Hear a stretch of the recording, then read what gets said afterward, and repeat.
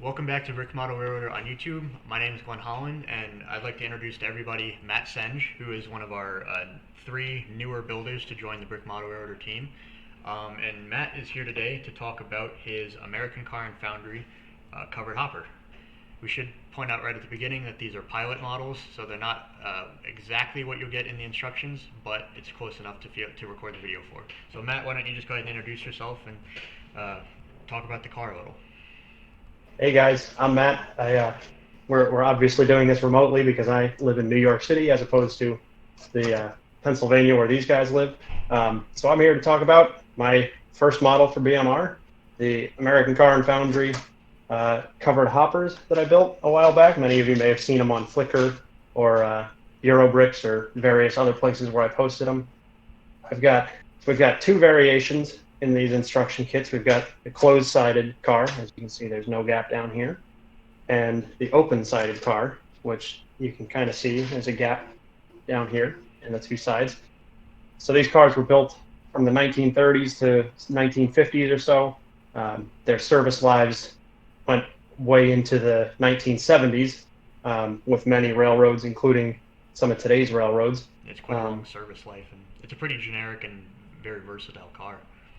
Yeah, definitely. They can be used for all sorts of products, from sand to clay was some of the manufacturer shippers that we saw. All sorts of things. Cement is another big one, and they they were the first of what is now a very ubiquitous car in today's railroad industry. You know, nearly every train you see going down the line has at least one covered hopper on it. You see thousands of them. Right. Yeah. So yeah, my my main reason for choosing this prototype actually was I was trying to find something that hadn't been done before by Cale and Glenn, and that led me to covered hoppers and eventually to these guys. So we've got a whole bunch of details modeled on them. You can see on the underside, we've got all the hoppers on the bottom. You got the outlet gates. Yeah, you got the hatches on top Really nicely where you would load them from. Appreciate it. Yeah, some of my favorite parts of the car just on the outside are like the way that the slope of the inside comes down all the way to the outlet gate area, and then you've got the center rib between them. Oh, it's just awesome. Mm-hmm. It's a really, really cool effect on them. That was a pretty tough part to figure out. Yeah, it's not 100% easy. And also No. on the open version of the car, getting the internal structure built in such a way that you can almost, I haven't built one yet, which is why I don't have one holding up in front of me, but you can modify or change the internal structure of it just a little bit to get that gap, which is it looks just so cool when you look at them and you can tell the difference and kind of pick out the detail like that, and you can completely see through it. It's a really neat feature of that car. Matt, you did a really good job with them. Appreciate that. How many? Go ahead. How many studs long are they? Because I keep forgetting. They're longer than they actually appear to be. Gotta count them out. 32, 32? roughly. All right, so about Plus 40 the feet. handles on the ends. Yeah. Roughly a 40-foot car. Got it. That's awesome. Yeah. So you got, of course, all the details in there. There's brake rigging on the ends. There's the hatches on the top. Yeah. The hatches don't open. They're just stationary hatches. Right. Too much structure inside. You wouldn't want to see what's in there anyways. Yeah, it's like, yeah, exactly. And of course, the ball bearing equipped trucks is standard on all Brick Model Railroader models. So these cars also are built to have a lot of different decal options as well. We have 12 different decal options. It's all in several different car colors. There's a lot of light bluish gray because I guess these cars, it's really easy, and even today, obviously, a lot of the covered hoppers are still in that sort of color range. So there are a couple of Western Maryland ones. We have the fast freight decals and the speed lettering. Still in the light bluish gray family, we have Southern Pacific and Union Pacific. So there's four. If you feel like building a white car, an all-white car with black trucks, you could build a Southern one, which has a really nice green lettering on the side. Beyond that, there's a couple of reddish brown versions that you can build.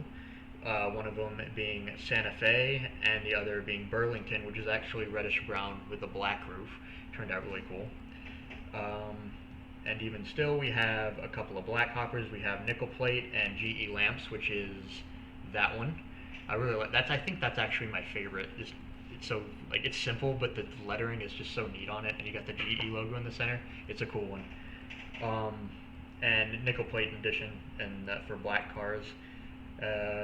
Beyond that, we have a yellow Chessie, Western Maryland one, an orange Chicago and Eastern Illinois, which is really neat because I don't think we've ever done an orange car yet. Well, we're doing the reefer at the same time, but the orange is a really neat car, and I'm really happy that you could find all the parts to do that one in orange because it looks just so cool.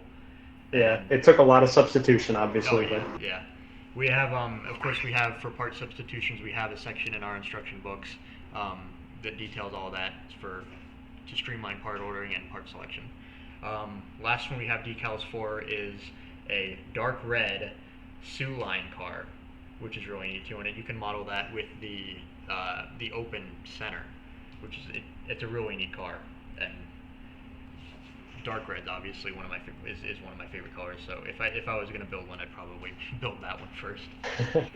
So yeah, that one's pretty sharp. It's on my list to build too. Definitely, it's a neat car. I think that's actually all the stuff that we have to talk about. Matt, did you want to hit on any other details, or is that about it? I think that's about it. Awesome. Yeah. That's probably the quickest review video that we've done. But I don't know if that's a good thing or not. No, it's all right. We covered all the details. You just went through it faster. So that's the American car in Foundry. 70-ton, 1,958 cubic foot covered hopper.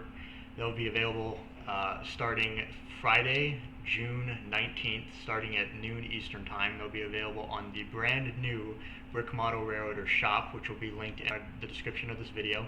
And of course, all of the decals will be available as well. And this will be a regular premium instructions product. This will be in our lineup consistently from now until we literally just stop producing premium instructions for whatever reason. But I don't think that'll happen anytime soon.